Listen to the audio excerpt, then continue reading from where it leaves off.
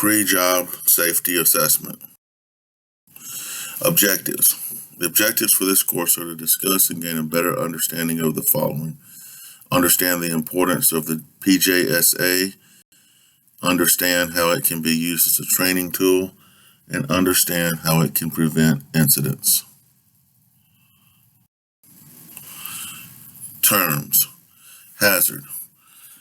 Hazard is a source, situation, or act with the potential for harm in terms of human injury or ill health or a combination of these. Controls.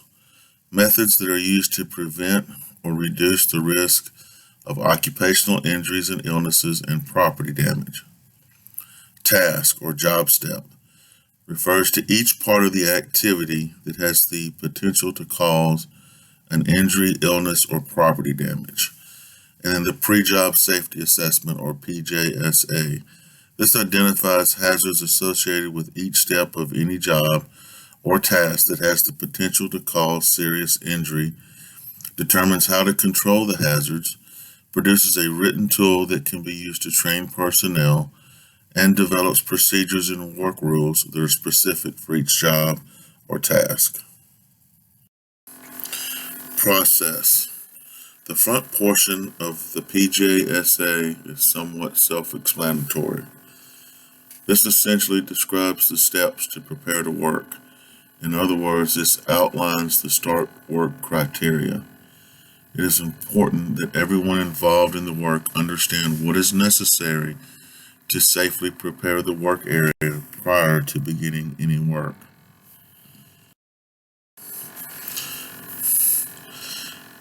At the very top portion of the Pjsa is some basic information that needs to be completed. Each area in this portion should be accurately completed. For example, in the bottom part of the area where it states, "Do you have any of the following concerns?" talk to each employee working on the job and make sure none of the concerns will affect the work at hand. The next section of the Pjsa is hazard sources. This area should be reviewed carefully.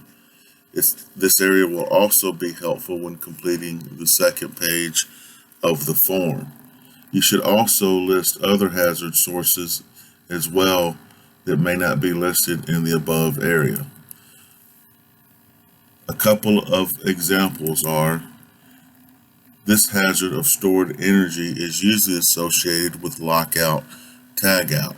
This is a reminder to verify that all personnel working on the task have hung their personal lock on the appropriate lockbox. Another example is falling objects. When working above others, we need to ensure that the area below is barricaded. Although we want to control and make sure our tools and other parts or equipment does not fall, we also need to verify and make sure that other personnel are not working below us in case an incident does occur. The next section talks about permits, emergency numbers, and mill contact information. Need to verify that the correct permits are in place. For example, if we were going into a confined space, we need to make sure that the appropriate confined space entry permit is in place. We should also verify that we have accurately locked out, tried out, and verified that the equipment is de-energized. Each employee involved in the task must review and sign the permit. Typically, each employee must sign the permit. However, this may vary from mill to mill. This section, the mill contact signature, is required for work in IP. Other mills may not require the contact to sign, but we should encourage them to review the Pjsa to help make sure that it is accurate and that we are aware of all other work going on that could affect our particular task. The next section is personal protective equipment and what is required. As you can see, there are a host of different types of PPE that could be required, from gloves to different types of footwear, eye protection, if respiratory protection is required, protective clothing, especially during line breaking activities. Obviously, hard hat and hearing protection are typically required, and if fall protection is required. Again, we wear full body harnesses and self-retracting lifelines during our work on unprotected elevated surfaces. Make sure that all personnel involved in the task have the required PPE and it is good condition. For example, if the task requires fall protection, has it been inspected to ensure that it is in good condition? Stop work criteria is the next section. This is very key so that all personnel know what to do if a situation occurs where we have to stop work. As you can see, there are 9 things listed here. Unsafe conditions develop if an incident occurs, such as an injury or a release of gas, a significant near miss, an emergency situation occurs, the alarm sounds. If we happen to be outdoors in an uncovered area and a thunderstorm comes up, that would be a change in condition or weather. If our work scope changes, or our work plan, or if there is a high perceived risk. This particular area, the high risk hazards, would be things that may be noted by either our personnel or a mill contact that we may or may not be aware of at the time of doing the task. So we should review the stop work criteria and ensure that each worker understands their moral obligation to stop work. If stop work is used, emphasize to them that no repercussions will be taken. In other words, you won't get in trouble if you have to stop work. Stop work does not necessarily mean that the whole job is stopped. It can be as simple as stepping back and discussing the task to be sure all workers are clear on what they are doing. And as I mentioned, high-risk hazards may include working in a PSM or process safety management area, or working with highly hazardous chemicals.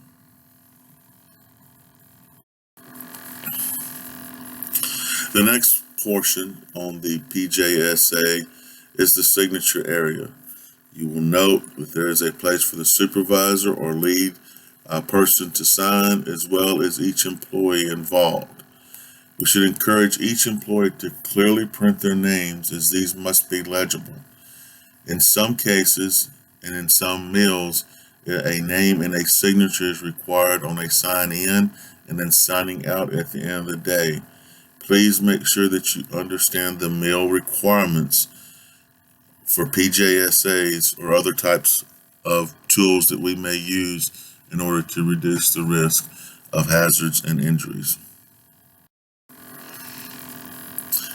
This last portion is very key. This is where we list each job step, and this should be somewhat broad in nature.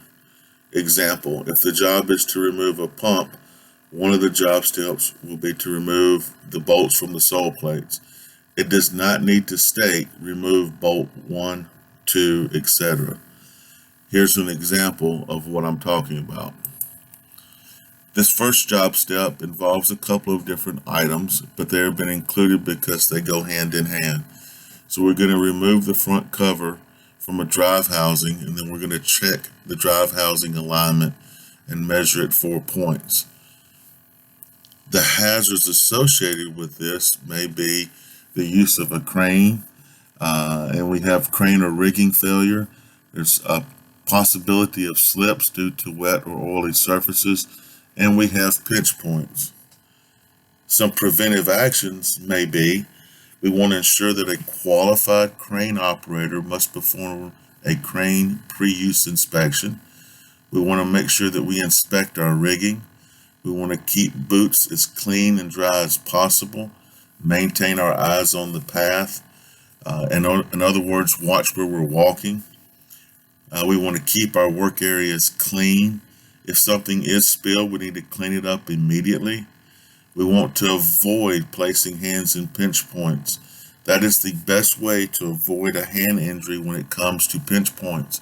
Gloves will not prevent your hand from becoming injured if it is caught in a pinch point. It may reduce the severity of the injury, but you will still suffer an injury.